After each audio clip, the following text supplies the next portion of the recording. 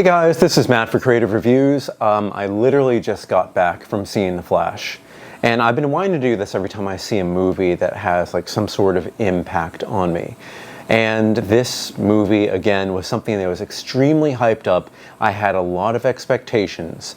Now, as a movie, this was a great movie. Superhero movie, incredible. For nostalgia, incredible. For, I would say, the future, incredible as well, but not in the way that you're thinking. So I just want to go off the bat that you may think you go to see The Flash for what's upcoming in DC movies. With Sean Gunn at the helm now, he's going to be doing a lot of other things, let's just call that, with DC characters. I would have to say this is one of... So I was expecting fully at the end to be immersed in whatever new world is going to be there for us in the upcoming years. And I really don't think we got any of that in this movie. But I think we got the point to prove what will happen in the future with DC. Okay, so before I go with all of this, let's talk about the actual movie, which I thought was incredible. The Flash, played by Ezra Miller. Ezra Miller does an amazing job here with basically two characters, an experienced Barry Allen, the Flash, and an inexperienced Barry Allen, the Flash. He plays himself, I think at around, how old is he now, 30? And then he plays himself as an 18-year-old. You can see a little bit of difference in that jaw structure. It's definitely, they've done a little CGI movie magic with that just to kind of make him look definitely as an older person and a younger person. Or I guess current age and younger. And it's kind of it's the story that you know. It's Barry Allen wants to go back in time to prevent his mother from being killed and his father from being accused of that murder. So what he does it. He immediately off the bat remembers what happened in the Justice League, the Snyder Cut, which means that he can go back in time. Now, kind of what they do in this movie, because not everybody's seen that version of the Justice League, they do a little preemptive thing where he can go back in time or look at time about a day before. So this proves, so if you haven't seen the Snyder Cut, you can still understand that he can go back in time if he goes fast enough. This is him in just kind of this anger run, and he's running faster than ever, and he basically looks back in time to a previous day, thus proving that he can go back in time to change it. So he talks to Bruce Wayne, Batman.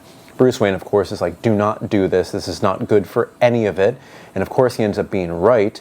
But Barry Allen goes back in time, prevents his mother's death. First sees his mother, prevents the death, but then when trying to return, basically, gets really kicked out of the situation of... It's kind of like this ball that he has to run fast enough to go in. It's like, how do you really describe this? I think in some characterizations it's like a time machine treadmill in the comics, but this is just something where he reaches a certain point going faster than light. He can kind of see many different times of a certain reality. So he gets kicked out of this process while doing it by this giant dark figure that you don't know what or who it is, and he gets kicked basically into a time where it's a different, I guess it is a different reality, but it's Barry still there with his mother and father. No one's in prison, no one's dead, but he knows and realizes that this is the time when General Zod is attacking the world. So he's thinking, let's go get Superman, let's get Aquaman, Wonder Woman, everybody, Batman, whoever is there, but most of them don't exist at all. except for Batman. So he goes to find Batman, which is a Michael Keaton Batman who has a long beard, who is just kind of done with everything. Barry brings him back into the light and to be Batman, to help him out eventually, and to find Superman Kal-El, where I guess you kind of just know at this point it's not Kal-El, it's Kara-El, I believe. And it's a whole new Supergirl. Down the line, after a little bit of just misunderstanding, she helps Barry. Oh, and I totally forgot. Barry, our current Barry, has to give his past Barry the chance to get his superpowers by being hit by a bolt of lightning. But because some of the occurrences don't happen, he's not in the right place. So our Barry has to drag young Barry to the location of the lightning bolt. Hilarity ensues. They get turned around. The lightning bolt goes through our Barry. He loses his powers. The new Barry gets his powers. So it's all about the Flash learning how to be the Flash. So it's really an interesting movie because we have our established Flash lost his powers, so he can't really travel in time, travel across universes, I guess. But it's really interesting. So they talk to... Oh, I'm really bad at storytelling.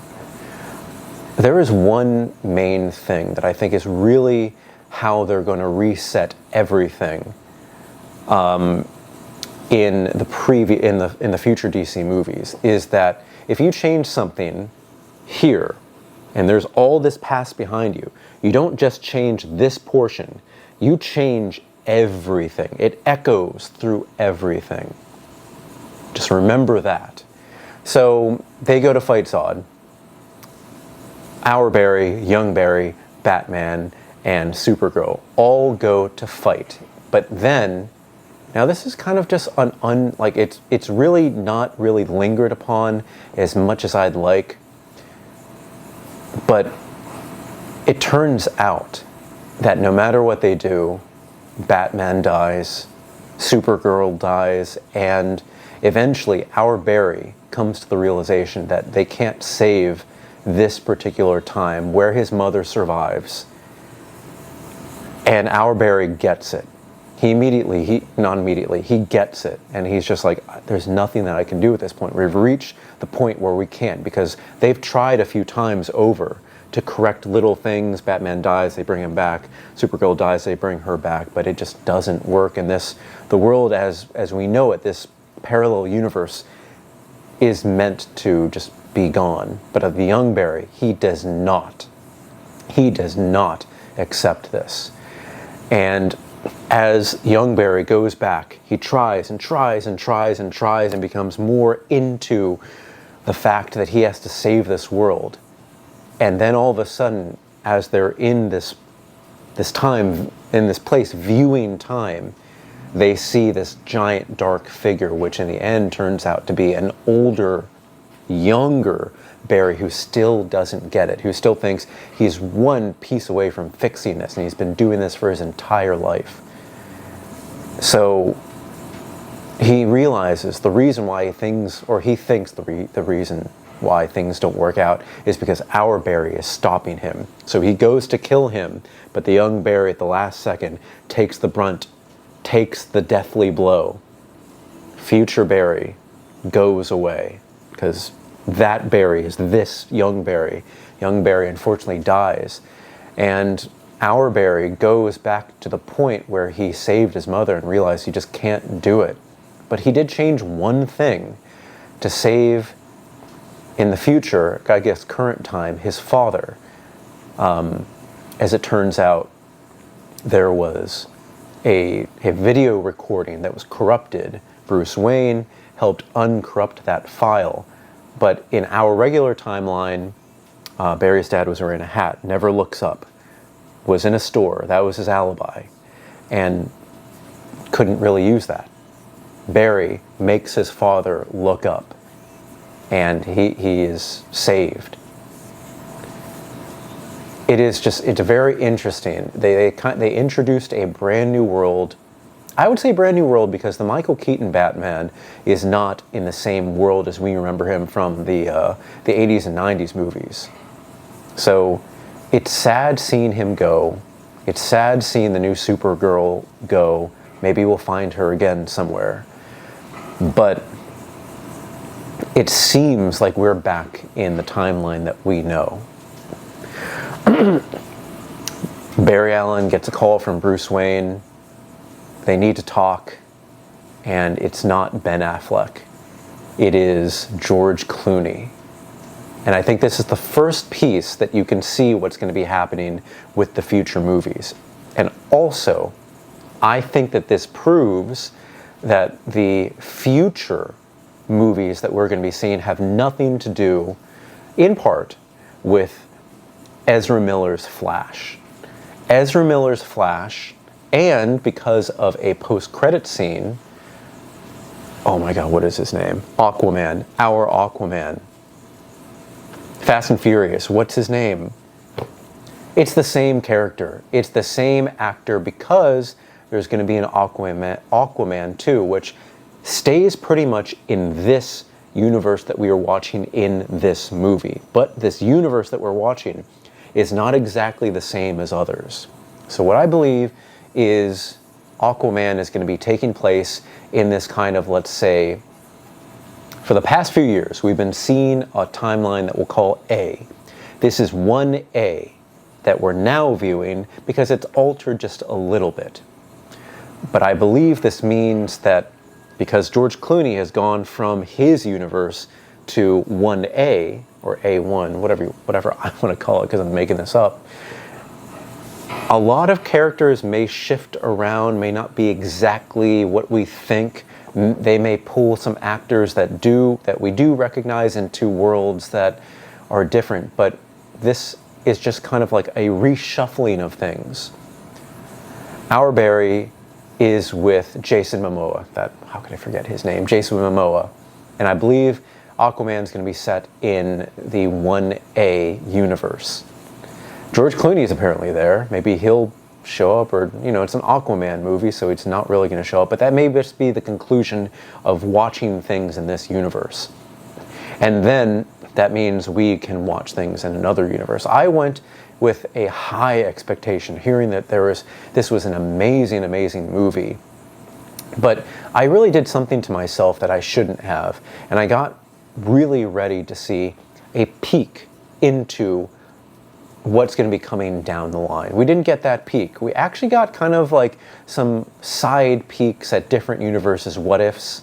We got Christopher Reeve's Superman. We see a Nicolas Cage Superman, because that's a casting that never really happened.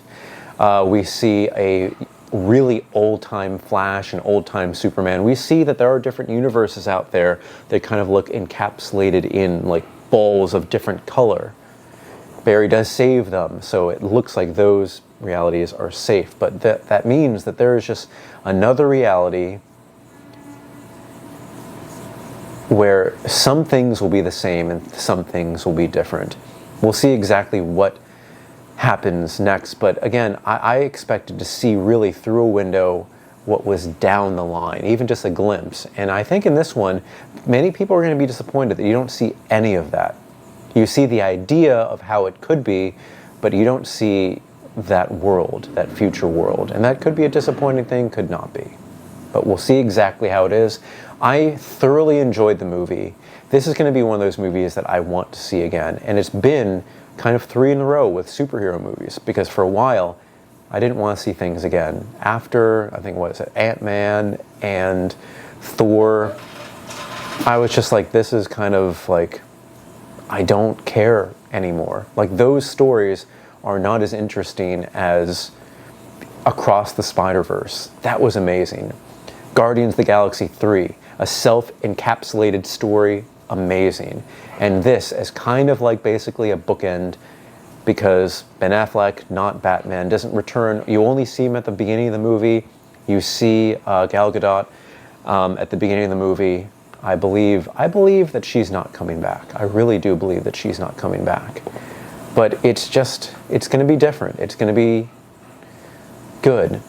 Again, Ezra Miller did an amazing job with basically being two separate people within the same movie, and really you could feel this kind of pain in him to kind of correct things, and then the pain to kind of fix what he did. So definitely we'll see this one again. Saw this one at Alamo, not sponsored, but saw it at Alamo. Really, like, oh, that's like the best movie experience for me personally.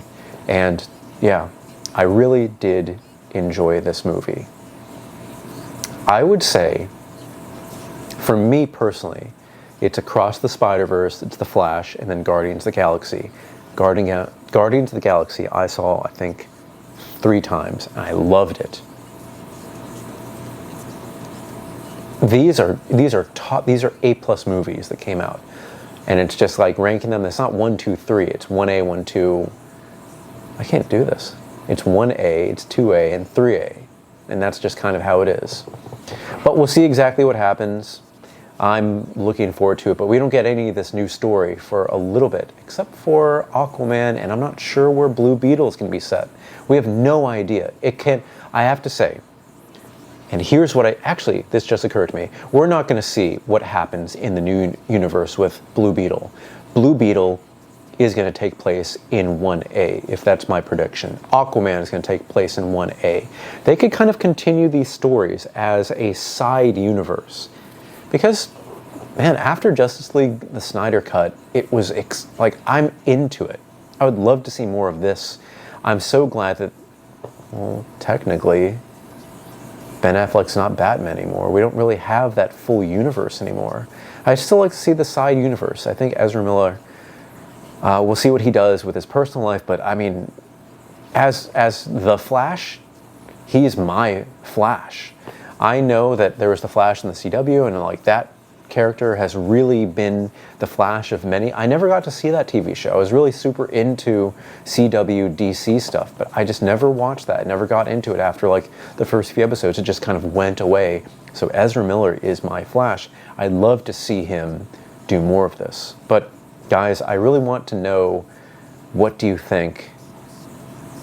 What do you think of all this? I think it's an amazing story to be told. It is kind of self-encapsulating. It's a personal story. And yeah, it's fun. It's very fun. I totally forgot at the beginning.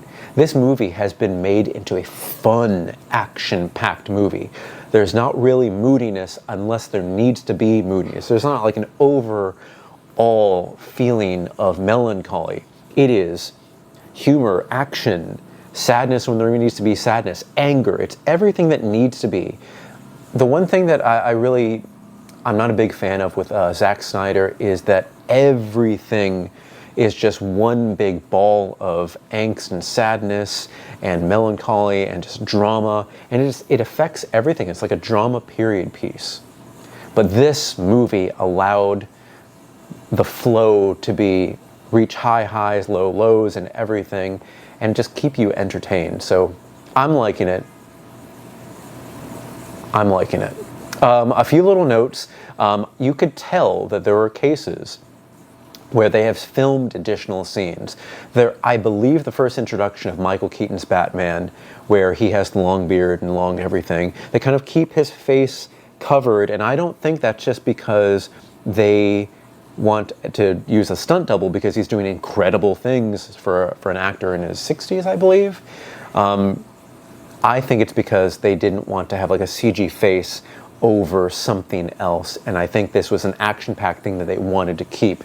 I think possibly a lot of the kind of like the time machine portion of things, you can tell it is made to look CGI, and they do bring in our current Superman. Wow, I'm really bad at remembering names right now. You do see him as a CGI character, but everybody is kind of CG in there, and I think that's something that was added after the fact, just to kind of like make things work and tie up in a way where we can see, you know, the future of DC and kind of tell the story within the story that we had here. But yeah, that's it, guys. Thank you so much for watching. See this movie. It's incredible. And see the other movies too, Across the Spider-Verse and Guardians of the Galaxy 3. I really recommend it. I don't know what's coming up next. I think it's Indiana Jones. We'll see how that goes. But guys, you can find me on Instagram at m8b9. You can email me at creativenyc2003@gmail.com. Thank you so much for watching. I will see you next time.